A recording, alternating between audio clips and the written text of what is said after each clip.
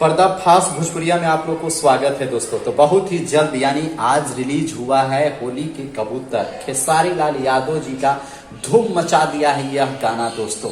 5 घंटा में 5 लाख भी चला गया है दोस्तों, अभी मिलियन में जाने वाला है दोस्तों।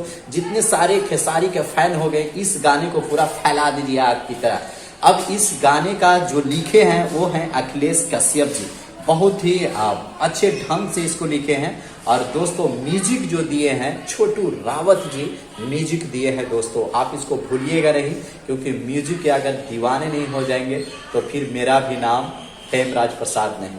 अब पर्दाफाश में आप जरूर देख रहे हैं दोस्तों, क्योंकि मैं बहुत दिनों से वीडियो नहीं डाल रहा था। और साथ में अगर हम बात करें कि इनको फीट कौन दिए हैं, रितु चौहान जी साथ में गर्दा गर्दा खेसारी लाल के साथ धूम मचा दिए हैं।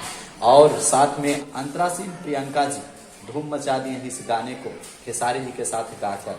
और साथ में दोस्तों यह किस चैनल पर आया है, यूट्यूब एक चैनल है जिनका नाम है अन्नपूर्णा फिल्म। वहां पर जाइए और वहां पर आप मस्ती कीजिए और धूम मचा दीजिए इस गाने को।